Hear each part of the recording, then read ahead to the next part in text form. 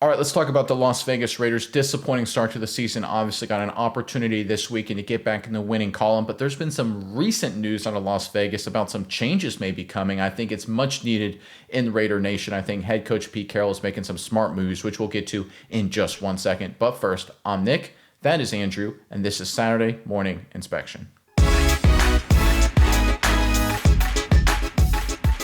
All right, this Raiders team came into the 2025 regular season with a lot of momentum. They had talent, supposed quarterback stability, new coaching staff for the first part. Hasn't worked out that way, but head coach Pete Carroll, he's being very proactive. I think he's made a very interesting move that could be the first of some pretty big dominoes to fall, calling out the coaching staff, specifically offensive coordinator Chip Kelly. Let's pull up the report courtesy of NBC Sports. Then we'll get into some interesting data on the other side. So again, courtesy of NBC Sports, Raiders head coach Pete Carroll suggested when asked about his offensive struggles that he wants to see better play calling from offensive coordinator Chip Kelly. We have to run the football better, more, Carroll said, and we're going to work at it and see if we can't continue to bring it to life. The running game has looked well in order right now. We just need to get more of them. That's part of it. That's just mixing football. That's how you do it. We don't ever want to rely on the quarterback, has to do the whole show, sitting in the shotgun, throwing the football. Never coach that way. So we have to mix our stuff so we can use our play action game. So I have never seen a coach call out his own offensive coordinator like this before.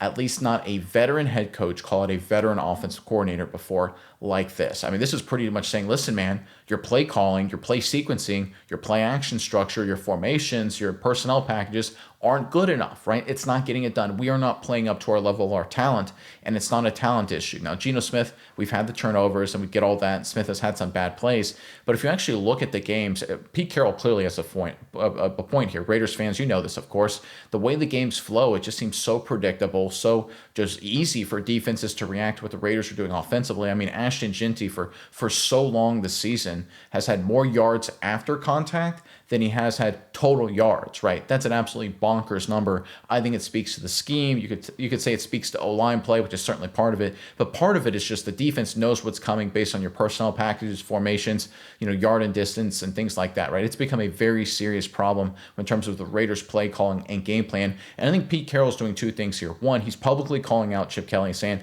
we got to fix this and we're going to do everything we can. But number two, I think he's setting conditions for potentially a massive coaching change sooner rather than later, right? Listen, Chip Kelly, great offensive mind for what he's done in college, but professionally, hasn't really worked out yet. Obviously, his time in Philadelphia had some bright moments as a head coach, but ended in disappointment for the Eagles. There are serious questions about what he can do running this offense, and I think Carroll says, listen, man, I'm not going to sit around and waste the end of Geno Smith's career or waste some prime Brock Bowers years. I know he's beat up, but still, and waste Ashton Jeanty's young, cheap years on you still trying to figure out how to run an NFL offense. If you can't get it done, I'm going to find someone that can. And I wouldn't be surprised if a massive coaching change is around the horizon, because when you look at the data, guys, it tells a very striking story. So let's pull up our first graphic here, if you don't mind, Mize. This is courtesy of True Media, great analytics site. We love working with the folks over at True Media. Make sure you check them out if you're interested in that kind of thing. And this is just a graphic highlighting on the x-axis there the EPA, expected points added per rush, and the y-axis is expected points added per dropback. And this is just a way to plot to see what offenses are very run-heavy, right? The offenses on the far right quadrant, the far right half are better running the football. The offenses on the top half are better throwing the football. And the offenses in the right top half, or the top quadrant, or the top right quadrant, are the offenses that are good at both. And the offenses in the bottom left are bad at both. And if you look at the Raiders, right, they're one of the worst in per dropback. I think they're ranked fourth worst right now in the National Football League on EPA per dropback. That's not good, of course. And right now they're about fourth worst as well in terms of EPA per rush. So they're bad in every metric, right? Even teams that have clear flaws, let's say, you look at the Bears, for example, right? They're bad running the football, but they're good throwing the football, right? The teams that are really bad everywhere, you look at the Bengals, they're on a backup quarterback. You look at the Titans, they're on a, rookie quarterback, right? The Raiders should not be in this situation. They've got a veteran quarterback. Obviously, they have talent on the O-line. They haven't played up to that at this point, but they've got talent at wide receiver. I know they have injuries, but everybody has injuries, right? That's not an excuse. And I think this is what Pete Carroll is noticing here. And if you look at the actual performance analytically of the players in aggregate, it doesn't align. So if you look right in here, you would say this Raiders offense is probably third worst in the National Football League, right? Right around there, right? If you look at their PFF grades, let's pull up the next chart, Mize, or screen grab, I should say, Mize, if you don't mind, is that the Raiders per PFF, and you can see it on the screen in front of you, they're at the bottom here. We only showed the top 17, but they're the 17th ranked offense based on just pure talent, just grading the talent on a snap-by-snap basis according to Pro Football Focus, right? Now, I'm not saying PFF is gospel, right? They're flawed like anybody else, but there's clearly a disconnect here. The talent on this Raiders roster is middle of the pack. The actual offensive performance is bottom 3. That's coaching, guys. You should be able to, if you have good coaching, you should outperform talent. Adequate coaching, baseline coaching, is you perform at the level of your talent. This disconnect, 17th in analytical performance and 29th in terms of actual production, that's terrible, right? That's coaching. That's something that's got to get fixed. And I think Pete Carroll's like, listen, man, to Chip Kelly here, if you don't get this fixed, we're going to replace you. And I think it's the right move to make. I think the first thing, the public call out, is really important, right? And you have to make this public. Chip Kelly's a guy, he's a veteran coach, he's been around the block. He's not a guy you can yell at in the office, right? That's one of the things when you hire veteran coaches and guys who have played and coached a lot of football at multiple levels, have been around a lot of great players, you're not going to be able to just yell at them in the office or yell at them on the practice field. You got to make it public, right? Chip Kelly's a public guy, he's a well-known name, right? You go after him publicly, that's how you get him to respond. And if he doesn't respond, now you've set the conditions to fire him, right? I'm not rooting for Chip Kelly to get fired. I hope he does well. I hope he turns it around. But the reality is, coaching is the reason the Raiders have struggled. Geno Smith didn't suddenly forget how to be a competent quarterback, right? It just doesn't happen. This is coaching. This is strategy. This is play calling. This is tactical stuff from the Raiders, and it starts with the offensive coordinator. And I love Pete Carroll calling it out, trying to institute a change. And if it doesn't happen, guess what? We're going to make a move. I think it's the right approach by the Raiders. And Raider Nation, my gut feeling right now is Chip Kelly doesn't end the season as the offensive coordinator. I think they're probably setting the conditions for a change there at the offensive staff, and I think it's warranted. I think it's the right move to make and a great approach here by Pete Carroll. All right, Miles, I'm really curious what your thoughts are on this. It's a very interesting situation when it comes to the Raiders right now. But first, let's take a second to hear from the sponsor of today's video. I wanted to take a minute in today's video to talk about something that's really important to me, guys, and that is food. Look, we all know, of course, we all have family obligations, right? You're never going to sacrifice family. You got work stuff, right? Got to make money somehow. And for darn sure, at least I know you guys probably feel the same way, not skimping out on any football. Gonna watch the games, of course. But where does that leave enough time to prepare tasty meals to fill us up and get the calories, proteins, and all that stuff we need to fulfill our active lifestyles? At least I know in my case, right? I got a young daughter at home. I'm trying to stay fit. I'm trying to, move around as best I can. But my wife and I, we're running around with our hair on fire half the time while also doing our work stuff, other family stuff, the football stuff, right? I mean, is there enough time to sit and prepare and eat a bunch of meals? Of course not. And that's the case with a lot of people these days. Everyone's got busy lifestyles. That's where snacks come in. And look, I know a lot of people, snacks traditionally aren't the tastiest thing. They don't really hit the good calorie protein requirements that I know a lot of us are going for. And that's why I'm excited to talk about our sponsor today, and that is Chomps. And I got one of their meat sticks right here, guys. I tell you what, I know a lot of people say meat stick. Is it tasty? My opinion, this stuff is delicious. I love their barbecue flavors, but the best part, in my opinion, 100 calories. We're talking 10 grams of protein, 0 grams of sugar. So it checks all the boxes I'm looking for in terms of nutrient requirements, again, to just fit into my active lifestyle. Chomps is one of those things that, I wish I'd known about it before because it's such a tasty snack. And once you start eating them, guys, you won't stop. I've never been a meat stick kind of guy until I tried Chomps. These things are off the chain. And here's the best part, guys. If you go to chomps.com/SMI, again, link in the description box below, you'll get 15% off your next order. Big discount there. We're talking tasty snacks, 100 calories, 10 grams of protein. I love it. You got to try it if you haven't already. Go to chomps.com/SMI to get your 15% discount today.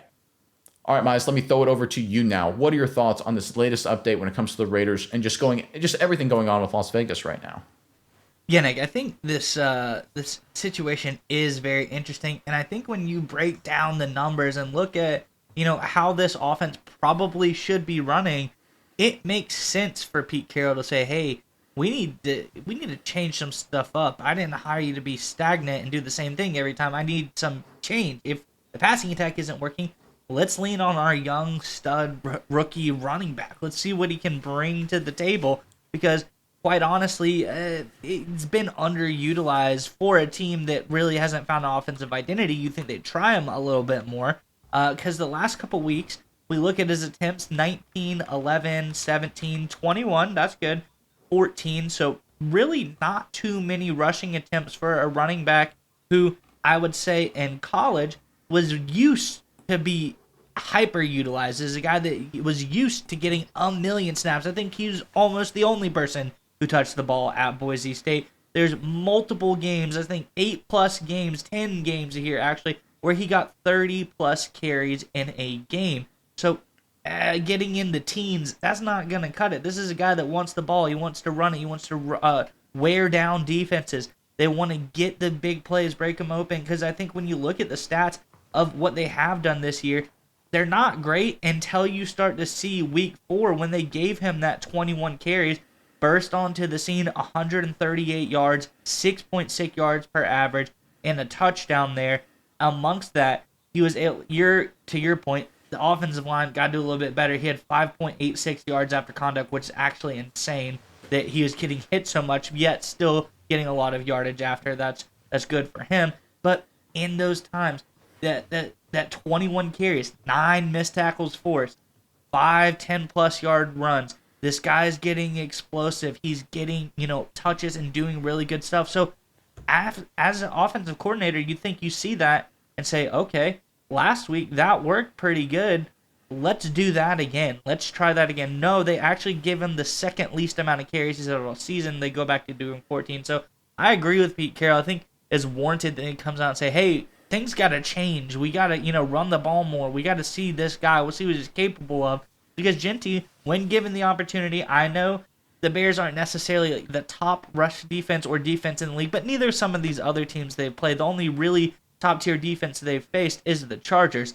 So you'd at least expect them to be running the ball a little bit more. So I'm in agreement here. I think that Pete Carroll is on the right track. I think that there's a lot to be seen. I'm excited what Ashton Genty can bring, because that one little glimpse, he looked very spectacular. He looked like the back that people thought he was. So I think that this team needs a little change. I love the angle that Pete Carroll has taken here, showing veteran coach. He knows how to handle the locker room, and the locker room isn't just the players, it's his coaching staff as well. He knows how to handle guys and do what is needed. So this is a decision. I hope we see a lot more rushing attempts this week. I hope to see 20, 25 plus rushing attempts with Genty. I want to see him get the ball more, because I think he's talented. I think he's capable. He just needs a few more touches. This is a back, like I said, I'm going to reiterate, he's used to getting the ball a majority share of the game. 30 plus touches a game in college. They don't necessarily need to do that many, but I think minimum like 20, 25 touches in a game for Genty to get some life, get some spark back into this Raiders offense. You bring up a good point about Genty, right? Of course, going into the season, there was the stories about Chip Kelly changing Genty's stance, like he didn't like his, kind of weird stance that Genty likes to use. And I found this data, and Genty has recently changed it back, and I think it's very interesting. It speaks to Chip Kelly's coaching and maybe the issue he has there, right? So before he changed his stance back, 47 carries, 147 total yards, 1 touchdown. After going back to the stance he prefers, Genty has 35 carries for 264 total yards and 3 touchdowns. So again, this is the coaching, right? Chip Kelly's coaching. He's not bringing out the best in players. I know this is one data point, but when you look at the PFF versus EPA graph we highlighted earlier, it kind of fits the trend, right? It's one of these things when you have all these different data points following the same trend, it's telling you something. And I do think the Raiders getting the football more to Ashton Genty will be absolutely critical. But one final point I want to hit on here, you talk about the locker room, and Pete Carroll, one of his great strengths, he's got a lot of them as head coach, but he's got a pulse on the locker room and the feel of the players better than maybe any coach in modern NFL history. And right now, I think he's got a little feeling that he may be losing the offensive locker room in terms of the coaches and the players disconnect, right? The Raiders offensive players no longer connecting, meshing, jiving with Chip Kelly and believing in Kelly. And I think he's starting to feel that. It's still early in the season, but he can feel that happening. And he's like, listen, I'm going to get out in front of this. So being public about it, he kind of backs his players and kind of is open about it. He makes the players, little grumblings he may be hearing or feeling. He's like, the players like, okay, Coach has our back. We appreciate that. So that's good there from Pete Carroll. But it also, again, allows Chip Kelly to kind of like have the public condemnation to say, listen, man, you got to make changes. And if you don't, I've got a reason to let you go. So whether or not they make a coaching change, I think they do at some point. I think Chip Kelly is probably stubborn, right? Old dog, new tricks, like they say. But I think at this point, Pete Carroll is doing everything right? He's being very public about it. We got to make the changes. We got to run the ball more, got to sequence plays more, use more play action. I think that's clear. He's sort of giving the locker room what they want, keeping the players, making sure the players know he's got their back. And he's also setting conditions for Kelly, saying, listen, man, if you don't step up, you're gone. We'll replace you. So this is A+, A++ from Pete Carroll. Got to see more improvement from offense. A lot of pressure on Chip Kelly. We'll see how he responds to the pressure, right? Either he'll change things and this offense will live up to their talent, or the Raiders will have to make a change. I think it'll be a very interesting dynamic to watch over the next couple of weeks. But again, this is why you bring in a guy like Pete Carroll. His ability to understand the locker room and do these kind of things, pull these kind of levers, is why it was a really good hire by the Raiders, and why I still think Carroll is the right guy to get this Raiders franchise trending in a good direction.